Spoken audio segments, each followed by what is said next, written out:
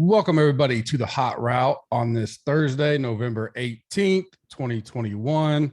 We are here for Week 11 NFL main slate, 1 week away from Turkey Day. Looking forward to that. We will have a bonus Hot Route out next Wednesday covering the 3-game slate. With me, as always, Ryan. How you doing this afternoon? Doing well. I just love this time of year, man. Thanksgiving coming up soon, Christmas right around the corner. It's like nice weather. I'll wrap up this pod, go out and like rake some leaves and leaf blow and stuff. It's just a good time. So I don't know. I'm pumped. And then football every week is just, the icing on the cake. So I love it. How you doing? Yeah, doing well. Trying to get the family up and going from battle and sickness back and forth. Kiddos start break, tomorrow after school. Basically, they're out for 9 days. They get the whole week off Thanksgiving next week. So it'll be fun spending time with family, friends, and all that kind of stuff. We're here last year, but still getting settled. So looking forward to that. Definitely love football. Tons of college football coming up. Big 3 weeks stretch here for college football. Sooners took a little blow last week, but not out of it. I don't know if they really want to, if I want them to get in there. They're not playing too great, but some good games coming up all around the slates. Bobby will have that covered. We got another game tonight. There was a 2-game slate last night. There's a big Friday night slate for college football. I think 5 games, biggest one I've seen on a Friday in a while. So that'll be kind of exciting. Some pretty good pots over there. We are on our final week of PGA. Hopefully you guys came and checked that out. I will have showdown stuff out. A little different and difficult to judge this week because they're playing different courses. So half the field will have stats, half won't for round 2. And then round 3 and 4, we'll obviously be able to look at how they did on Seaside. Looks like they're blitzing the courses today as expected. There's absolutely no wind. Big day will be tomorrow to see how the wind is, because it's supposed to be super strong up to 30 miles an hour, kind of see how the fields shake out there. Then we take a break from PGA for 6-7 weeks. First time we've had a break since June of last year, it feels like. So kind of looking forward to that. We'll focus on some 2022 improvements across all aspects: golf, NASCAR, get ready for the new year, and then roll into our March to the Masters once we turn to 2022. Right now, if you want to join us for this big football haul, and then obviously NBA is going as well. Big Christmas Day slate as usual will be up here in a month.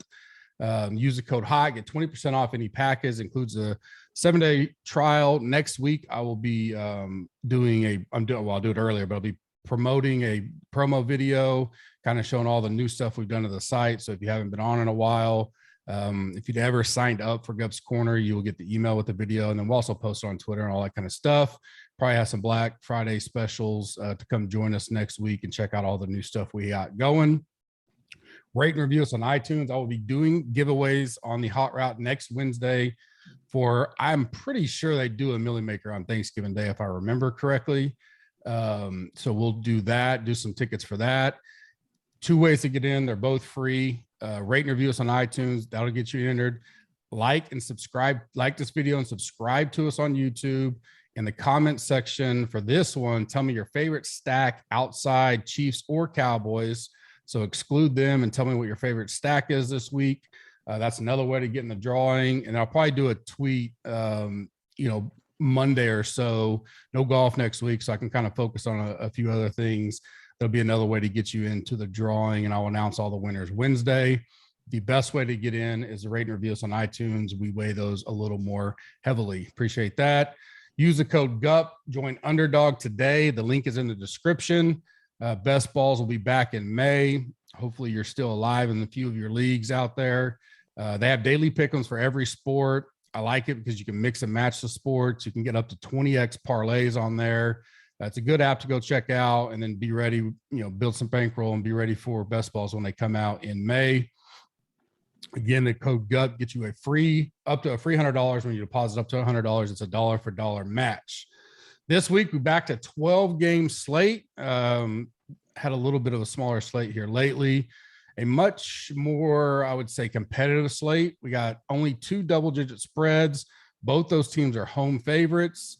6 home favorites in total, and then another 4 games that the spread is 2.5 or less. So much more competitive games. Some pretty, I mean, I think the biggest game, which actually will be the one we talk about last, will be the Chiefs and Cowboys, probably by a mile. Not only in total game ownership, but both teams will probably be highly owned. So I have to figure out, do we want to try to fade that? Or how do we get unique and builds there with our one-offs? We will kick it off. We're going a little bit different order, but we're still going in order of the cash, the cream article. If you want to follow along, we will start with the Texans at Titans, 27.75 for the Titans, 16.75 for the Texans. Anything you like here? You pretty much cover the stuff that I had in my notes. I agree with you that I think Foreman looks to be probably the favorite to have the most touches, but could always have Peterson, steal a touchdown for sure. Should be a good matchup. I think Cooks at that price is still kind of cheap for what his potential is.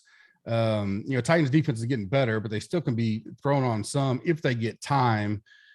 Obviously not a game most people will go to when we're talking about tournaments. Anything you just love? Nothing I really love here, but like you said, I mean, you got to pick correctly between Foreman and Peterson. I'm leaning Foreman for $100 more. McNichols is questionable. If he doesn't play, I like Foreman's chances of catching some passes over Peterson at this point. But then when they get to the goal line, if that happens, I don't know what they're going to do. Tannehill snuck some in before, and that takes away from what Foreman can do. And Peterson, he's been a goal line darling of teams in the past. So I don't know if they view him that way or Foreman. So we'll have to wait and see. If I'm just going to click one, I'm going to click Foreman. And Cooks, like you said, I just like the volume that he's seeing. It's tough because, he had 14 targets last week, but it goes back to, what's his targets really worth? In that game, not much. So he's still hit or miss. I don't want to go there in cash, but I don't mind playing him in tournaments because, like you said, 6,000 is not much for the potential he can put up here. Yeah, and I think as we go through these, first half of the slate or so, there's going to be spots where we want to try to find these one-offs that are going to be different. Because if you're going to go to some of the bigger games on the slate, which two stand out, Cowboys, Chiefs for sure, and then Packers, Vikings to an extent, those two are way above the rest of the field on game ownership. So if you want to get in there, and it's going to be hard to talk people off the Cowboys and Chiefs, certainly. And I like a lot of the pieces of the Packers this week, and then maybe some Vikings. But these games are still going to be important because you got to be able to fill your roster with guys that have high upside, low ownership, maybe cheap, because none of those Cowboys, very few of those four teams up top have some cheap pieces. So I don't mind, Foreman could be a cheap piece that you get in there. And if he has a 2-touchdown game, maybe he comes back. Texans aren't great on defense, like you said. So this is one I want to at least take a look at, especially if I'm doing MME and get some Titan pieces.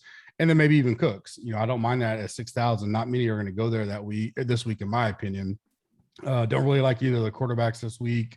Definitely not the Texans, but I don't like Tannehill because I like you. I think they'll pound the ball. And if they get up, relatively early, they'll just keep pounding it, right? One thing to mention, I just had it up and I accidentally closed it. Not that it matters in most cases, but I always like to look ahead at who's going to play on Thanksgiving and then who's also playing this Sunday. We got the Bears Lions. We'll kick it off at 11:30, Raiders Cowboys at 3:30, and then Bills Saints at 7:20. The Bills one intrigues me. We'll get to that in a little bit as far as it's a lot of football for these teams. And once they get through the Thursday grind, they kind of get a little bit of a break. But just something to keep in mind on those guys. They got another quick turnaround on Thursday, which always Cowboys and Lions for sure. But those are the three games next Thursday if you're looking ahead. Our next game on the slate is Colts 21.25 at Bills 28.25. From a handicapping perspective, this is a game where I like the Colts. I think I don't think they necessarily win at Buffalo. I'm not ruling it out. Going to be some sloppy weather. Could have some wind, rain, potential for snow. It looks like most of the snow is going to come Monday, though.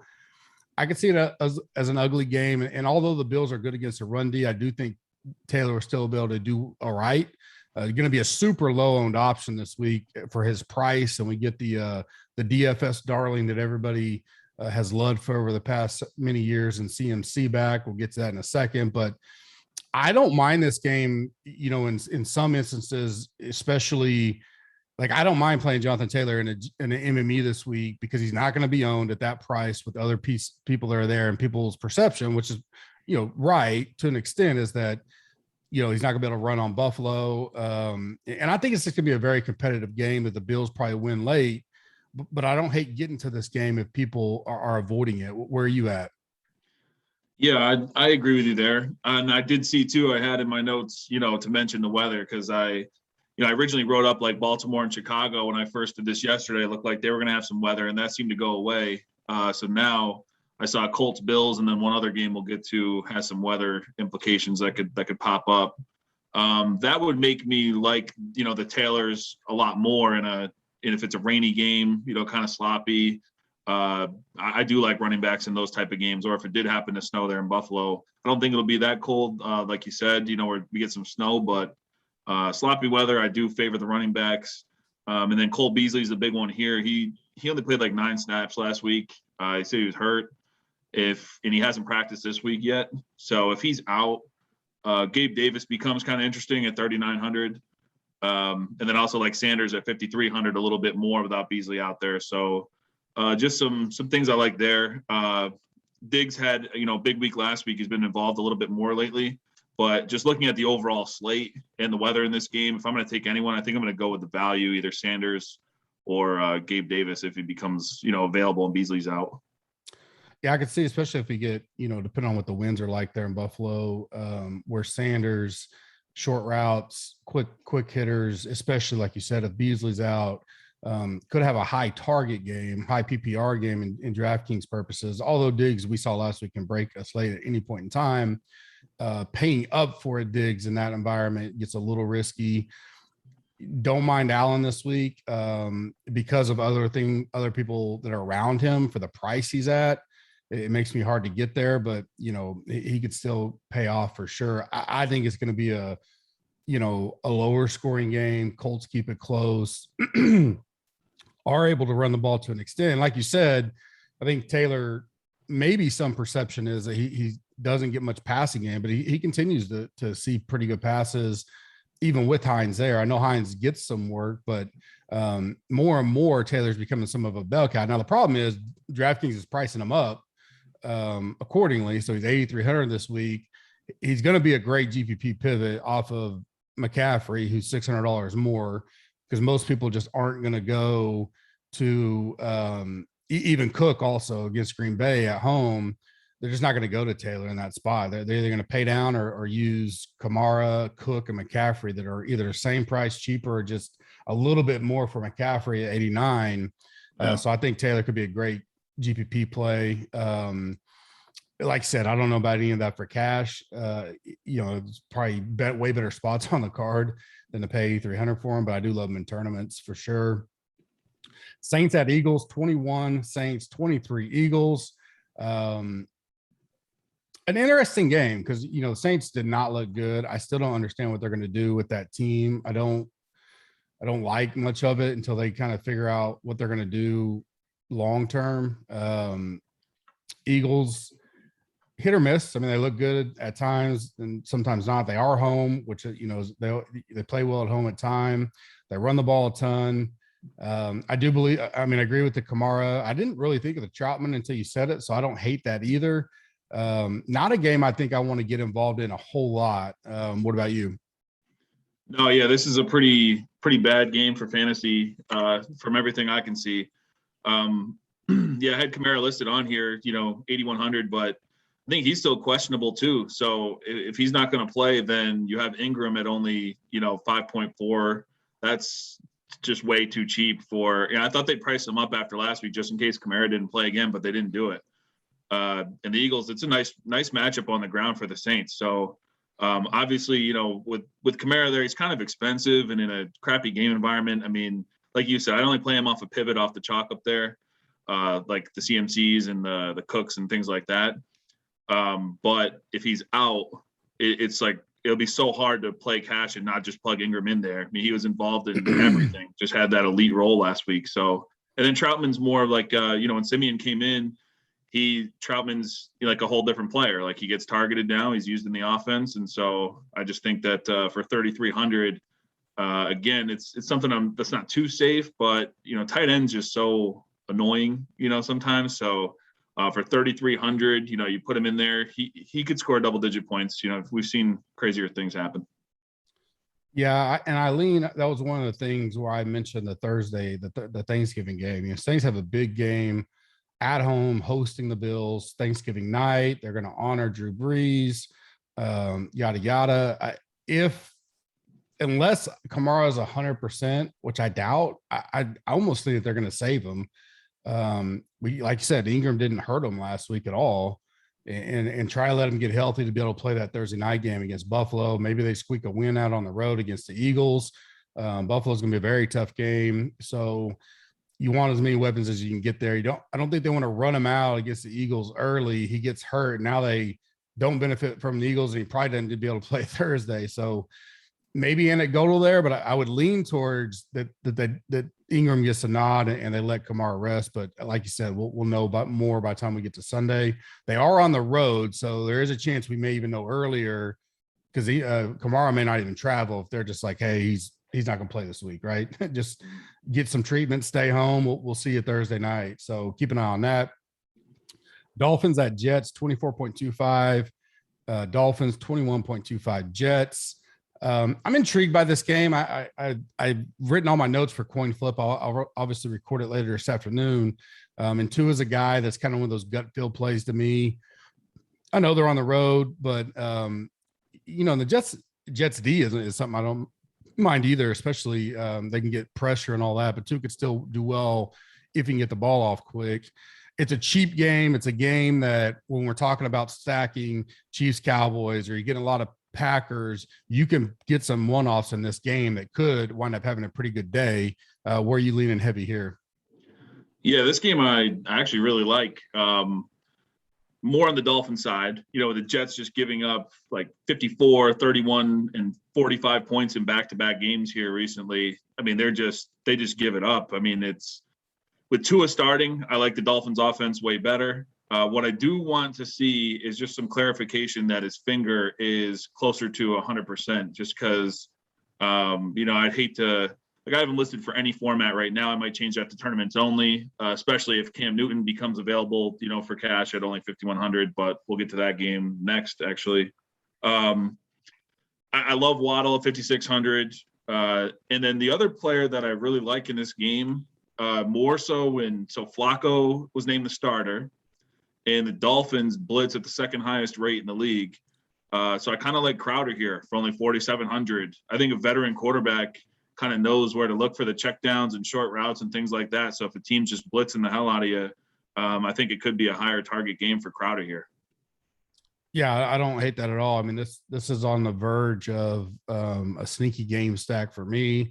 There's another solo team that I kind of like. There's one other game that's really close to this one that neither game is really going to be high owned. And I think has potential for, I don't want to say shootout, but a lot of scoring, a good DFS environment, off the radar with all the other big games going, and very cheap pieces. We talked about this, 2 out of the last 3 weeks. We've had games where, the week the Colts, were 5,900 and Pittman they hadn't had an adjustment for Monday night. And, there was a couple bad plays I had on there, but it wasn't from that game. And actually the Millie Maker winner that week had Wentz and those guys in. This reminds me of that environment. And you're right. Flacco's kind of a crapshoot on, I don't think he can hurt the team anymore. And to your extent, if nothing else, maybe he can do enough to keep the game competitive and keep the scoring going back and forth. And I do think Carter will be able to run some on the Dolphins, and it'll probably be key to keep that pressure off. But I like pieces on that. I don't mind either defense this week when it comes to tournaments and or cash. But I don't really get into. I'll leave the cash to you. But like the Jets was one of mine that I wrote up on the coin flip for a potential play this week, because I think most people don't think of them as a good D because the perception on that team is they just suck, but they can get pressure. They have the advantage this week when you look at rankings and all that kind of stuff. So definitely a game I'm interested in, and we'll have to figure out some more on the injury. I agree with Tua. I want to make sure he feels a little better, but the Dolphins offensive line is just terrible. So, I mean, that's playing any defense versus them is fine. They can put up points and still give up some fantasy points to the opposing D. So, correct. Next game, Washington football team 20 at the Panthers 23.5. Rivera comes back to play his former team and now his former quarterback who got picked up last week, gets in, scores 2 touchdowns and like 9 snaps. I think he played last week. It's kind of crazy. Destroyed Cardinals without Kyler and Hopkins. But yeah, I mean, I think if Cam plays, it'll be interesting to see how the slate goes at that point. I have him in as starting now. And he would be right there with Josh Allen and maybe Carr and Mahomes as some of the higher owned. And I think he could get steamed up more at 5,100. It's hard to, I guess the problem would be,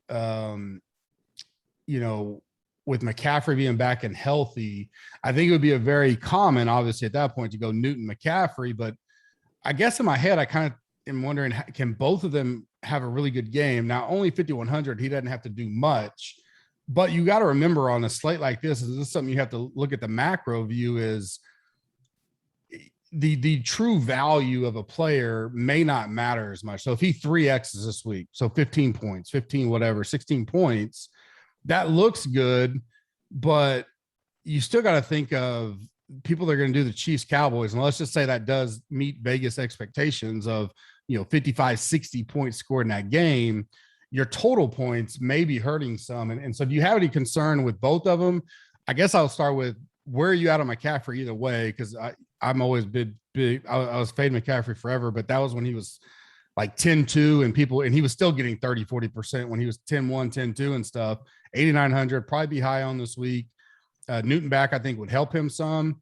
Is there an environment where they both get off and are able to score enough to keep up? Because you're taking your quarterback out now, so you're not going to have Mahomes, you're not going to have Dak, any of that kind of stuff. Do you see a path there? Yeah, I see, exactly what you're saying, where I think Newton's ceiling, one of them ceiling could be capped a little bit here if only one of them's going to get, some goal line carries or touchdowns. Correct. Before, Newton was named where he's probably going to start this weekend, and I'm with you. I think he is going to start this weekend. Like McCaffrey would be the first one in my lineup at 8,900, no matter what. I mean, he scored 26 points last week, didn't even get in the end zone.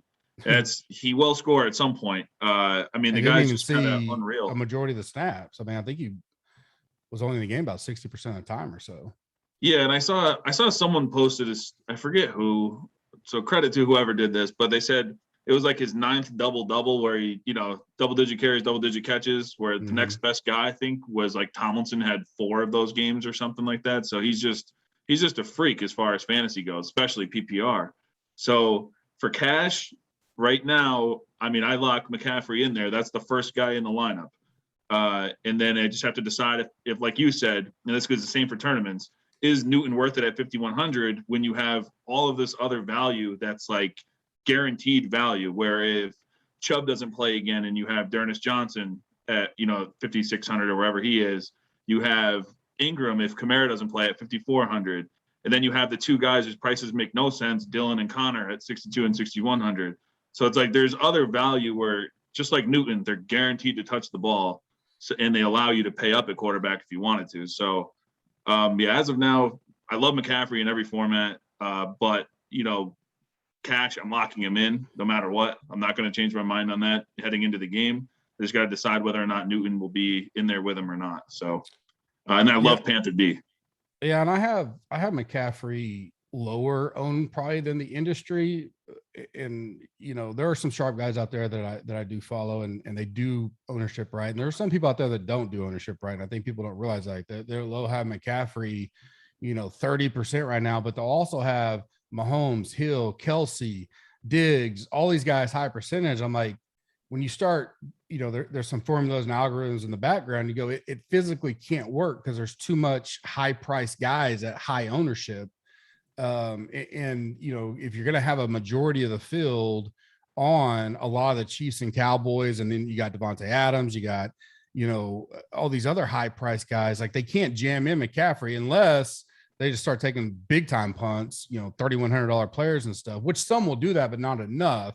Now, I do think the Newton deal will dictate some of his ownership, because if Newton is named the starter at 5,100, now you get an environment where your combo pricing of McCaffrey and Newton average out a lot better, and you can fill in some mini stacks of Cowboys and Chiefs and stuff, and his ownership would actually go up in that standpoint, in my mind. Just a little bit behind of how I know people think ownership sometimes just you just spit out numbers and it doesn't work, but you have to kind of think of how the slate would go and the high price guys. I mean, Josh Allen's is still going to be decently owned as a home quarterback, $8,100. Lamar, $8,000, probably not as much, but that things does matter. And I think what happens at quarterback there will affect his ownership some. I agree with you on Cash. Obviously, I don't see any reason, especially that price. He's just not priced up enough yet, which is why I talked about Jonathan Taylor earlier. Is like, on paper, it makes sense to pay the $600 more for McCaffrey, because their production should be probably 9,500 or something like that. And eventually, if you're a McCaffrey guy, you better take care of it now, because if he keeps doing this, he'll get back up to where he was within 2 or 3 weeks, no doubt.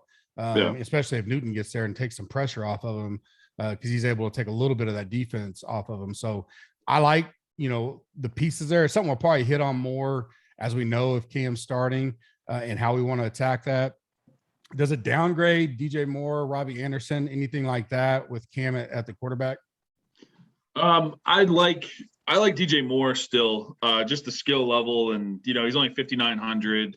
That'd be the only place I'd go, and really for tournaments only. So, the thing I like about CMC too is, like, I don't think Cam's not the quarterback. We already know this. It's going to go back there, go through 4 progressions, and use his QB vision, like the old Madden term. He's just going to go back there, look at 2 different guys, and that's it. I think that helps, like calling plays for McCaffrey, getting the ball in his hands. It'll help ease the tension on Newton's shoulders, take some weight off him. Just, they don't want him to carry the team. They want McCaffrey to. But while he's throwing to McCaffrey, he's still racking up those points too. So, I don't know. I like Moore. Just to go back to your question, I like Moore for tournaments. I'm going to stay away from Anderson. Yep, I kind of agree with all that. Lions at Browns, 17.5, 27.5 for the Browns, 10-point favorites, one of the big home dogs of the week. I would imagine they would be a popular survivor pick if you're still alive out there. I'm hanging on in the big one I'm in, barely, but I'm a little worried about the Lions have been flirting so much. They get the tie last week. I think people will obviously probably play, if you have them, the Titans over the Texans left, and I believe I do, so that's where I would go. But if you've used the Titans, Browns would worry me a little bit in the survivor, because I just don't know, especially if Chubb is still out. It sounds like he's going to play. I definitely like him. Obviously, I think Johnson's a lock in there if Chubb is out. Do you have any interest in him because they like the 2 running back setup? If Chubb is in, and maybe they're going to limit him some, or is it if Chubb's in, it's Chubb or nothing? I think that depends on who becomes available. So I do more if none of the guys become available in that price range, if that makes sense. So like I would prefer him over Ingram if Chubb and Kamara are both playing. Gotcha. So I think, this matchup at home against the Lions is just a great one, where, at Philly is that's an okay one. The Browns too, I really like this spot, coming off an embarrassing loss and just back home in front of the dog pound. This is against a team that hasn't won. I think this is a spot where it's we'll get these fans behind us and just pound the shit out of the ball. And, that makes me like Johnson even more too. But we'll see what happens with Chubb. If Chubb doesn't play, Johnson's another one. It's just it's so hard not to plug him into a lineup. He looks really good when you watch him run too. And he just reads everything so well. It's hard to think that if Chubb was out, he couldn't, have 100 yards and at least 1 TD in this spot. So just something to keep in mind. And then this was the other game too that I saw had weather creeping in. Mm-hmm. And Goff is now questionable. So if you get Boyle back at quarterback or something in the weather, I love Browns D this week. Yeah, Browns D is my favorite D on the coin flip later on. They'll probably come with ownership for sure, especially if Goff is out. I thought that was a weird price at 3,100. I thought they'd be up there, exactly. $700-800 more. And it's going to draw. And I know there's a lot of the industry that says avoid the chalky D. I'm indifferent on that. It depends on the price and all that. A lot of times I played the D's that people said don't play, and they've smashed for me when they were just, it was a great spot and you knew they were going to do well, and I didn't care. That doesn't mean there's not some good low owned as well, cheap ones, because there are, and I'll talk about that on the coin flip. But I mean, Browns just look obvious because they're not 4,800 or something like that, where we've seen some of the other D's this year. Pretty affordable against, especially if Goff is out. But already they have a good pass rush advantage. So I like them a lot. And maybe you just try to make sure I'm just not worried about my D's being chalky or something like that. If it fits the build for me. The only person that I would throw in there tournament play for me, is just because of the matchup. I wouldn't be surprised to see Peoples-Jones break one at some point against the Lions secondary. Watch the weather, because I think that matters. But he has a home run threat. He's 4,500, a one-off piece or a mini stack. If you're going Browns, Chubb, Jones, I don't mind that at all. As a tournament play only, wouldn't obviously mess with them anywhere else. But everything else I agree with. Your Niners shocked the world, 26.5 at the Jaguars, 20 points. Yeah. 6.5 point road favorites. This is in the handicapping world. This looks like a trap all over it. I wouldn't touch the Niners at all. It'd be Jags or pass for me, because it just seems like hyped up. Niners are, world beaters after destroying the Rams once again. I do like what I saw. Jimmy G looked nice. They're starting to get healthy. I like everything you say. I pretty much like here. It just makes me worry about what's going to happen in this situation coming off that big win on Monday night.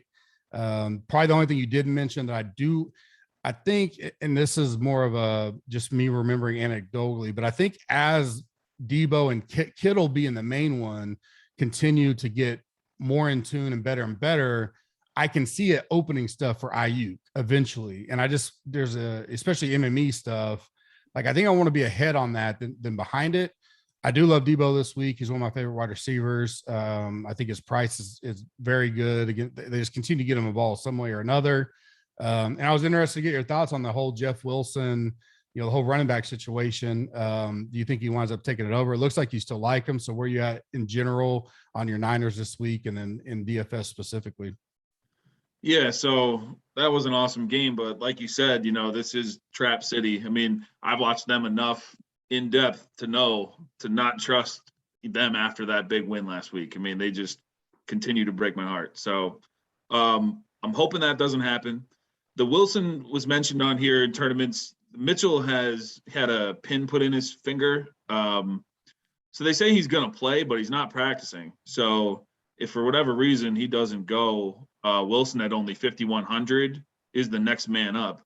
Their shitty draft pick Sermon doesn't play at all anymore. So that's why they've been mixing in Debo as well. So Debo, like you said, 7,800 is going to get the targets, generally leads the team in targets. And then if he's going to also play more running back because Mitchell's hand's hurting, or if Mitchell's out, I mean, that's freaking awesome. He's like in a Patterson type role or something like that. I mean, the price is up there, but he's doing more than what Patterson does in an offense that scores a bit more. So this Jaguar matchup is kind of good all over the place. Just got to watch that Mitchell news. And then Kittle, I really like to kind of bust out and have, 100-yard game and a touchdown here soon. He's 6,300. The price is, his price went up a little bit. But since he came back, I mean, he just looks like the stud tight end that he was before the injury. So I think he's back 100%. They talk about how fast he is in practice. And then the other guy that I'd love to, I put Trevor Lawrence here too. He just keeps failing in these good spots, and I don't know what's up with this offense. But one guy that has been consistent and good is Dan Arnold. He's in a nasty role where he's playing the slot. Last week they threw a design slant to him on the goal line. He got tackled at the 1, but I mean, they're looking for him all over the field, seeing over 20% of the target share. He's still only 4,100, so I love him at tight end. Yeah, I think he'll be one of the popular pay down tight end. It's a big tight end slate. We'll get there in a second with Kelsey, Waller, Kettle back at it. I like Schultz. You still Mark Andrews. I'm quietly sitting there. Gesicki, Goddard. I mean, there's a lot lot of big tight ends. So it'll get spread out. So you don't have to worry about too much of a chalky tight end, but I do think he's a good pay down option, especially if you're doing some kind of mini stack in this game, which wouldn't be a bad thing. It's not a bad game I don't know, because I want to say the 49ers defense and secondary are not very good. And I said it last week, and they looked like and maybe it's just the coaching matchup that we talked about. I thought it was more a golf thing, but that was obviously not right because they looked horrible again. I don't know. I don't know how to take the 49ers D this week, because you would think it could be a good matchup for Trevor, especially 49ers are going to score. And so, again, you get the Jaguars needing to throw, keep up. They are at home, which I like. Trap situation. I wouldn't be opposed to a few game stacks here if you're doing, MME of 50 lineups or something or more. Very unique going that route. And because of the cheapness, especially if you start Lawrence, Arnold, and then maybe you throw Debo in there or Kettle or both, you can get some pieces out of those big games still, similar to what we talked about earlier on the Jets game. Packers 26.5 at Vikings 23.5. Probably Vikings, they may already be done for all intents and purposes, but if they lose this one, they certainly are probably out of it. Big boost for Dylan, did not get the price jump, which they played Sunday. I still think that sometimes they have that stuff running even before the game's in sometimes. Yeah. Because I don't understand. I mean, it was pretty clear that Jones probably wasn't going to play, but maybe they didn't know that for sure. Him and Connors, which we'll talk about in a little bit, like you mentioned, are going to be absolutely highly owned this week, but they're both in great spots. I still like Adams. I like a lot of this game. I think, like we said, it's the second most popular game behind the Chiefs and Cowboys. So where do you start out here? Dylan probably is your number 2 piece behind CMC at running back. But as far as tournaments go, where are you at? Well, I mean, if it's going to end up being crazy chalky game, I mean, I do think there's a path to this game kind of going at a slow pace, with both teams running more than they pass. And I think they both have good matchups on the ground too. And then I saw Aaron Rodgers dealing with some sort of toe injury or something. So I don't know. I mean, Dylan's going to be chalked no matter what. Tournaments, cash, I think you got to lock him in there. A different piece I guess I like here, who I hope wouldn't be too popular, especially like you said, with all the tight end options on the slate. And then he fell into 2 TDs last week, which might jack his ownership up a little bit, but I do like Conklin. He's been involved, and if they're going to be playing from behind, I do like that piece here. And if you want to get different, then I guess you get off Dylan and you just hope Adams has one of his crazy explosive games, and you get 80 yards rushing and nothing from Dylan, maybe a few catches or something. But if he's going to score, 13, 14 points at that price and be the absolute chalk, that's not a great play. Where Adams, we saw him, he has a ceiling of over 30 anytime he takes the field. So, maybe he has one of his bust out games here. And then Dalvin Cook, I know there was a little different offense last year. Cook was used a lot more, but he absolutely owned these guys. I do like Cook at home here. And that's one of the pivots that I like off of, like if you're going to pay down off of CMC or something like that in a tournament, I do really like Cook. Yeah, I think it'll be interesting, the perception because exactly what you're talking about kind of happened last week, where Seahawks Packers looked like it could be, pretty good DFS environment. And it was 3-0 almost into the fourth and finished 17-0. So you can see a very similar game in that sense. I don't think the Vikings will stop the Packers as much. Again, the hindsight, I probably played into that game too much, because you got Wilson, we don't know how he's going to play. He didn't look sharp. And you got, Aaron coming off the COVID, absence. So shaking off the rust. I think this week they look a lot better as far as at least Rodgers would go. I don't know if I get to my quarterback, but, I pissed a lot of people off that didn't realize. So I've been storing 2 running backs anywhere I could. And it was AJ Dillon and Javonte Williams and season long stuff, just waiting for him to break out. And I got some messages when people, they go to do their waivers Tuesday and realize Dillon's not even available. because I like both those guys. I think they play well, and given the opportunity, they could bust out. So that's going to pay off for me this week. I don't know how long we think Aaron Jones is out, but I don't know that he may lose some of his job here, because Dillon looked great last week, as we expected to. And worst case, I think it turns into more of a committee than Jones being a workhorse, especially once you get in the playoffs and you want, healthy backs running and all that stuff. But I think he has a big game. It's going to be hard on tournaments. I'll definitely talk about that as we go throughout the next 3 days on articles and stuff, because, Connor's, I think, would be a little under the radar compared to Dillon, but I think they're both could be popular, but you can't play all these guys. So, I mean, you can't play you play those three, and those three will probably be popular. So there's guys, and we'll get in a little bit, if Clyde Edwards comes back, or like you said, Ingram winds up being, those guys are guys I don't mind going to off of some of this chalk, and even saving some money in game scripts so people may not get there. So I pretty much, agree with all that stuff. Yeah, this just going back to like this game may be going under. Like the Packers defense, I think, is better than a lot of people realize, even with Jair out.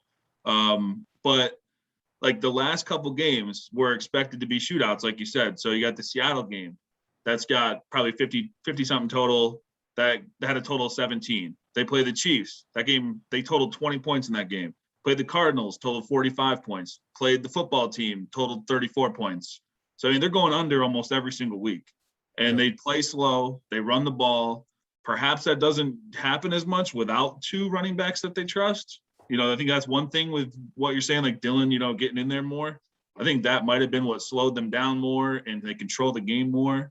But, Jones only going to be out 1 or 2 weeks. I mean, I don't think they mind just pounding the shit out of Dillon here and just slowing the game down. So, and the Vikings like to do that with Cook anyway. So, if this is going to be the chalk, I don't mind almost fading this game completely. Yeah, right now I have it as the second highest game behind the big one at the end of the slate. Ravens 27 at Bears 19. Had some potential weather, like you said, maybe cleared up a little bit now. We'll keep an eye on that. That can change anytime. Ravens coming off of a little bit of a dud. Lamar's not going to be owned very much at that price, because there's just not a way to get him in and whatever the route that everybody wants to go. So I'm always okay taking Lamar in a tournament at a low owned slate. Outside of that, I kind of agree with where you're at there. Defenses could both go off. I like Montgomery a lot. I don't know about Freeman necessarily. I guess I need to see. I guess I felt like Murray could be back this week. Where are you thinking at that? Yeah, I think Murray might come back, which is probably why they dropped Bell, because Bell got cut the other day. Yeah. But I think Freeman's kind of taken over this role. Even when Murray was healthy, they ended up playing Freeman more, so they're just moving the ball more. And it's very rare that a running back catches a pass in the Ravens offense, but I think they prefer Freeman in that role to Murray as well.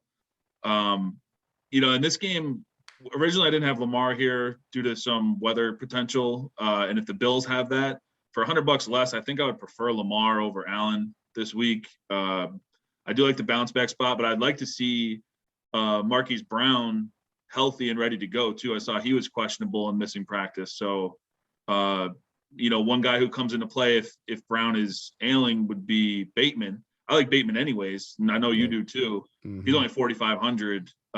Should be low owned. It's hard to find some wide receiver value on this slate.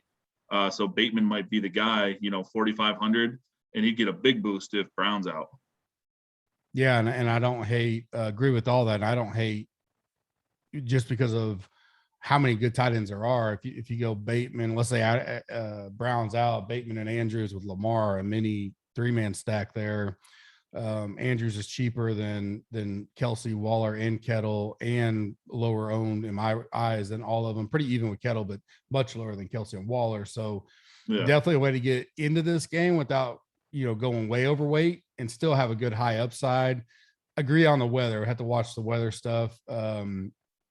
Make sure it's going to be decent. The one worry, like you say, the Bears are okay, but I guess I say a worry. A normal team, I'd be worried about them getting up and they just run the ball. But Harbaugh likes to run it up on teams and beat them up at times. So I could see them even getting up and just, still doing what they do.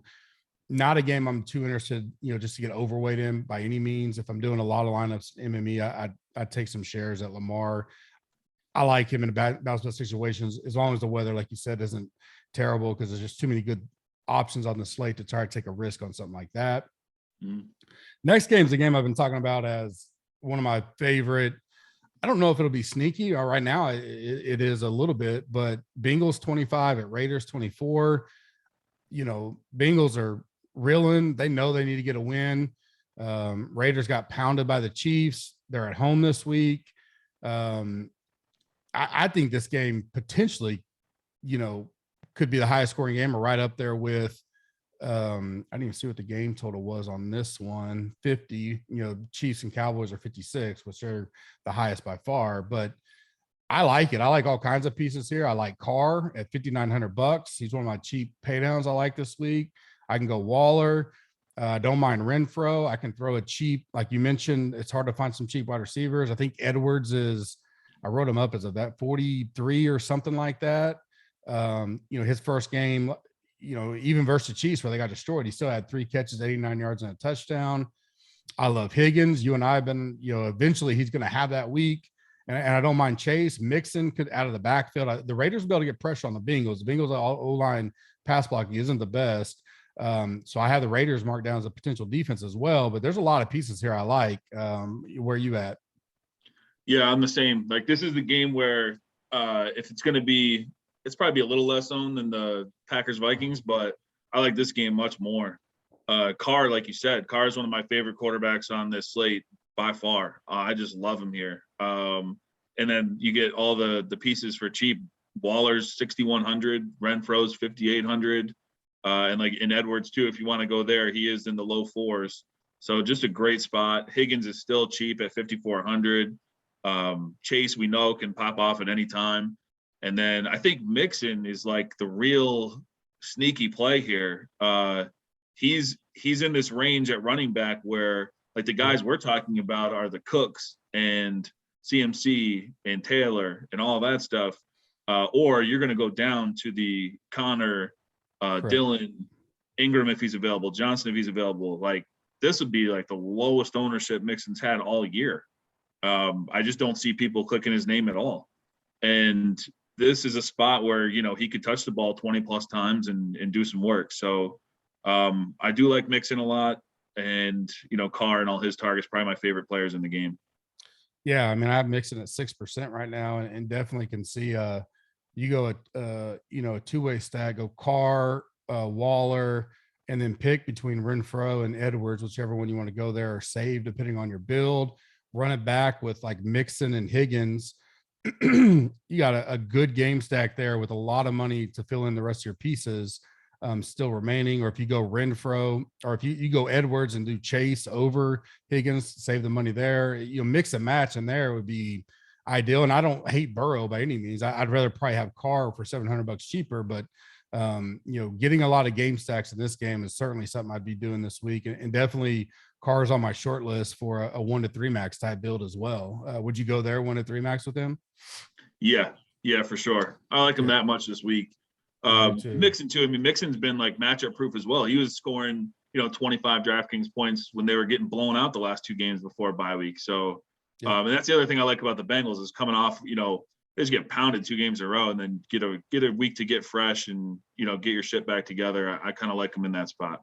Yeah, there was 2 guys that I've written down in my notes for the coin flip that are in that same scenario, and it's Zeke and Mixon. They're just in a spot where people aren't going to click those names, and both could have great games at their price. So next up, we got the Cardinals 27.25, Seahawks 23.75. Cardinals on the road, big divisional matchup.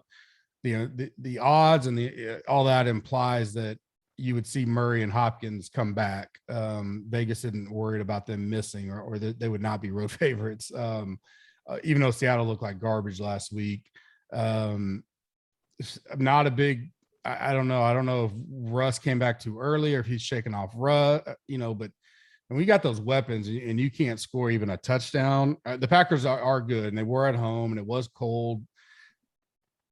handicapping wise, this screams take Seattle, because no one is taking Seattle if Murray and Hopkins are back healthy. They're at home though. Their defense just isn't very good. And I think if you get a healthy Murray and Hopkins, they could score at will. Can the Seattle keep up? Do you like them? You got some pieces here you talked about. James Conner, we've already talked about several times that, I mean, he's priced too cheap this week. It's going to be, do you want a cash? He's probably, not a lock like McCaffrey, but certainly a great option. But tournament will come down to ownership and how you're building. But do you like much Seahawks, or do you like any Cardinals at all? Even if let's say Murray and Hopkins are back, are you interested? Hopkins seems cheap if he's back. That was kind of the only thing I wrote down. Yeah, that's where I'm looking. Just got to follow the news, and the prices don't really make sense here for what this game could be, fantasy wise. So Hopkins at 6,500, that just seems like a silly price. If he's out for whatever reason, I like Kirk here for 5,700. And then the Seahawks, I mean, they're just hard to figure out. So I put him here just for tournaments. Wilson just hasn't really looked great all year. I did think, I was on him last week. That sucked. But, after watching that, I'd hate to just jump right off and just pull that donkey move and then have him go out and score 30 fantasy points. So I don't know. It's a great matchup. The play volume should be up there in this environment. So, the one worry I have is Pete Carroll coming out and saying that he wants to just run the ball now. But it was only a matter of time before I thought he was going to take over the offense and just not let them do what they wanted to do with their new coordinator. So if they go out there and just pound Collins, I mean, it could limit them a little bit. They do kind of suck at running the ball lately. And then I guess we got to see if Carson comes back. Have you seen that news? I've not. Yeah, if Carson's back, I like their run game a little more. And then the main piece in this game, like I said, is Connor. Connor's price makes absolutely no sense. He's in just an elite role. And the Seahawks defense is not good at all. We just saw what, Dillon and Jones did to him, and teams can run on him at will. So Connor in that role where he's going to catch the passes, be all the goal line role, he's game script independent. I think his floor is the 15 DraftKings points he scored last week, and his ceiling's just as high as anyone's. So that's it. My worry here, and this comes more from a handicap standpoint, is, the Cardinals are already on life support at 3-6 in a very competitive division with the Cardinals, Rams, and 49ers showing life. My worry would be if Cardinals pounce on them. You saw some frustration with Metcalf last week, on the sideline, and this team could just implode and not only get their butt whooped, but their season's over. 3-7, they're not doing anything. Season's over. Now you start is Russ going to come back? Is he going to stay in Seattle? It'll just be a nightmare for them the rest of the year. Now that's a risk because they could come out and get on top and get momentum and try to win 3 or 4 in a row. But I do have concerns that if Cardinals pounce on them early, that it kind of gets ugly in a heartbeat. So that has me a little pause for concern, and then definitely want to make sure Murray and Hopkins look good and look healthy. It sucks. It's a 3-something game. Hopefully we would know beforehand. They're going to make the trip and all that. It sounds like they're both going to play, but definitely want to make sure we have that. The good thing is, but it's not really a good thing, is there's only 3 games in the afternoon. One of them is going to be a chalky game, Cowboys Chiefs, the one we're about to get to. So if you go with some stacks here, especially Cardinals, and they wind up being out after lock, you're probably gonna have to pivot to the Bengals Raiders game, because you really can't pivot into a chalky situation of Cowboys Chiefs. So just be wary of that. And Sunday morning we'll talk about that for sure as we get more information, and especially like Chris Carson. There's another one you want to take a look at to see how he's looking going into Sunday as well. Main event, best for last, Chiefs at Cowboys, 26.5 at 29. Chiefs a 2.5-point home favorite. Both coming off impressive wins. Mahomes looked good. I don't know that they did anything different. They just didn't turn the ball over as much, and they hit on the stuff that they're used to. I'm still not all hyped up on their defense by any means. And I personally think Dallas has been more consistent in clicking. Obviously the one game they lost was Dak coming back off of his injury. He looked much better last week. That was an easy game to handicap that they would destroy Atlanta. Does the Cowboys, I'm more interested in the Cowboys here, and this isn't the homer side of me. I just think I would trust them more to be able to continue their offense going.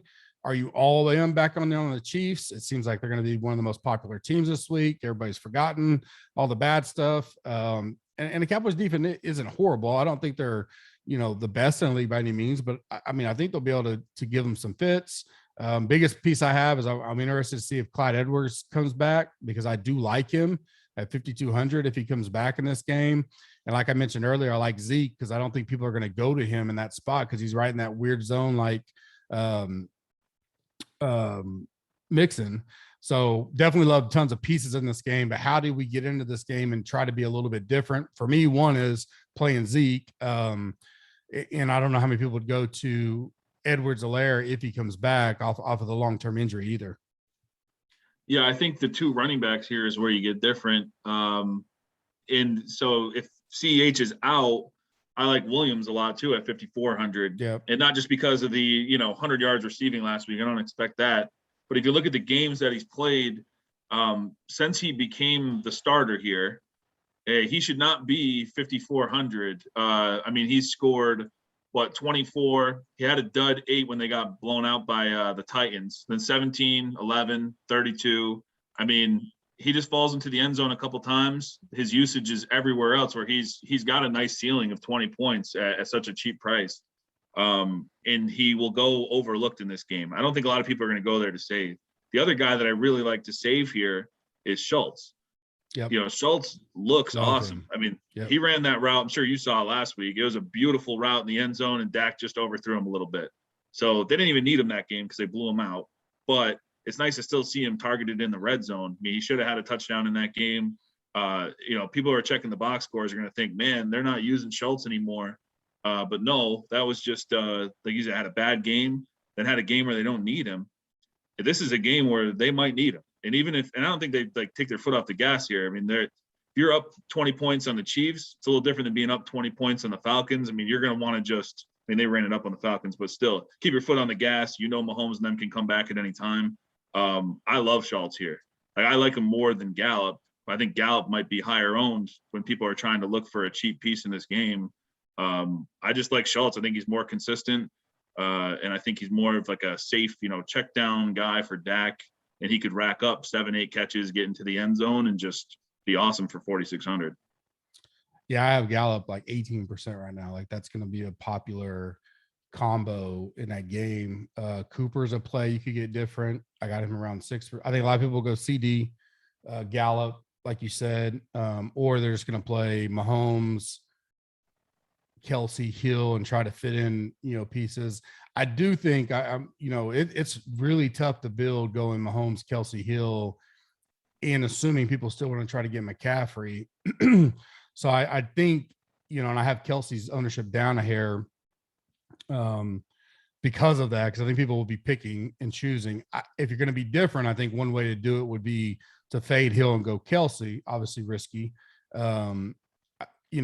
Micah Parsons is a beast. He's, and so I think he could give Kelsey fits. Kelsey hadn't looked great, but similar to Kettle, I think he's still going to have one of those 100-yard game, 1, maybe 2 touchdowns eventually. And if Dallas can put pressure, it could be this week where they dump it off to Kelsey, or like you said, could be a boost to Williams. If Edwards is out, dumping it off to Williams again out of the backfield. I do think it'll be relatively like Vegas thinks. I don't think this is one we look up and it's 16-10 in the fourth quarter. I think we will see scoring. You just got to be careful of how you build your lines. The good thing is, I guess, is there are many different ways to go about it. But a lot of those combinations are going to be done because so many people are going to be in this game environment when it comes to, when you're talking about Millie Maker, stuff like that. If you're doing 1-3 max stuff, you can easily get, different by going, whether it be Dak at quarterback and then go Zeke or Cooper, who are low on pieces, and then get a Schultz. Do you like anybody wide receiver wise outside of Hill and Kelsey? It's so random on who they go to, or you just go those two or none? No, I'm going to go those two or none. I don't really like anyone. And it's kind of like the Gallup thing. Like, I think Gallup's a better player than like the Pringles or the Hardmans. Mm-hmm. But I mean, that's like saying Pringle or Hardman's going to be 18% owned, because you're basically looking for the same thing. You're looking for like 3 catches and him to bust a long TD. So it's like, I don't know. I can't do that with Gallup if he's going to be over 15% owned. I just can't do it. And so that's why I want to look at these other places. I like Hill over Kelsey just to the fact that, target wise, I mean, he's just been peppered with targets all year long, and Hill has the higher ceiling. He's the one that we've seen crack 40 fantasy points and just absolutely break everything. So this game, I mean, these guys play at the 2nd and 9th fastest neutral pace. And when you do like implied play totals or just their true play totals in their games that they play, and you combine them for this whole slate, the Chiefs-Cowboys game is expected to see the most plays. One, because that pace, and then 2, because they score all the time. So, like, I agree with you. I don't think this game's going to bust. I really hope it doesn't. I want to see a fun game to watch. But, yeah, I don't like any other receivers on the Chiefs. So, yeah, you'd be taking darts. I mean, it's one way to try to get unique if you're going for a million maker or you're doing a big 150, mini max, something like that. You throw those guys in, it can make it unique. I think, guys like right now, there's just like we've mentioned, there's not a lot of good, cheap wide receivers that have opened up. So, it's a spot where you could go to we'll see how Hopkins looks, but Rondell Moore at $4,200, Brian Edwards, like I mentioned, $4,100. These guys are going to be 2 or 3% at the same price. And you slide that one piece into the Chiefs Cowboy stack because most people are going to click Gallup if they have 4,200 left. So you slide in a one-off from another game at the exact same price, and if it potentially hits, it's a great way to still get a good stack, and you have a different one piece where the chalk is lying there. And then we'll watch the running back situation, right? Does if Edwards is back, is it split roll? Is it if he's back, I like him, but it does make me concerned about will they use 2, which they probably will. Does it just hurt each other? But they are cheap. You'd almost, if you really like this game, you'd almost then wait on Edwards, so you get Williams getting most of the work. And I wouldn't mind getting some Pollard. I still think he's got potential. He gets enough touches at 4,700. Would be a way to be super unique here because no one's going to go to him in this game, not game stacking it. So that'd probably be another way to get into it. Definitely go ahead. Oh, sorry. I was just saying the other thing I was thinking about, like just with the other receivers on the Chiefs, I used to like when the season first started, I wouldn't have mind going to like, whatever Hardman's price is, a cheap 4,000 or high, 3,900-ish Hardman earlier in the year. Cause like, what if, like you said, in those big tournaments, it's like the people playing backup quarterbacks in Showdown. Like you gotta have an interesting relationship with money, but you play someone and what if Tyreek Hill pulls his hammy on the first play and now you've got his direct backup. Problem with the Chiefs now is like, who is it, Hardman or is it Pringle? They just keep like flip-flopping back and forth. And I wouldn't even be surprised to just throw Robinson out there just to, fuck with everyone. So it's like it's hard to know. For sure. Definitely if you're getting in that game, you definitely, I mean, the most still is, to get your one-off pieces from that game to be unique. If you're going to go into it, I haven't really decided full yet. I think there's a lot to digest. It's a great slate. I like it in general because you got a lot of competitive games. There's several, this is the clear chalk game, but there's several games that I think will garnish some interest as we move towards the Bengals Raiders. I don't think we're going to be the only ones kind of touting that up. We talked about the Packers Vikings. I could see the Cardinals Seahawks, especially if we get early indication that Murray and Hopkins are for sure in. People will be looking at ways to get out of that chalkiness when it comes to the Chiefs Cowboys. And you don't have like a Tom Brady on the main slate this week, which would be I think they're actually on bye, one of the few teams that are, but a bounce back smash spot for him. So a good slate in general, 12 games, a lot of ways to get unique. Definitely have all our stuff updated throughout the weekend. Any final thoughts to you before we roll out here? No, just make sure you check the Cream article Saturday morning, Sunday morning, do all the updates. I'm going to actually do some tonight too after this conversation and some weather updates. So just keep checking it out. And I'll post all my thoughts. If you're not in the GC Warrior Room, the Slack channel, NFL, you got to get in there. We talk about everything kind of leading up to lock. I post what I can in the article, but it's Gup and myself in there, heading up to kickoff, kind of talking with everybody about some last minute changes or updates, injury things, just make sure you hop in there. college football pod with Bobby Berger. The read option will be out tomorrow morning. I will be right after this recording the Cup with Gup and posting it for the Thursday night showdown. I will give my Monkey Knife Fight plays on it. The link is in the description if you want to go ahead and get that deposited. Free dollar for dollar match up to $100. I'll give those out. And then on Coin Flip later this evening, I will give out my NFL and college football plays of the week for Monkey Knife Fight as well. Like I mentioned, hot, get you 20% off any package. Come check us out right now. Be doing some good promos, some behind the scenes stuff next week, and some tutorials / promo videos. If you're not a member, be on the lookout for that. We'll post it on the YouTube channel. Make sure you subscribe to that. If you got questions on that after we post all that, let me know. Reach out to anybody on the team. We can answer all that. Like to have you come join. We got a big 2020 planned for you.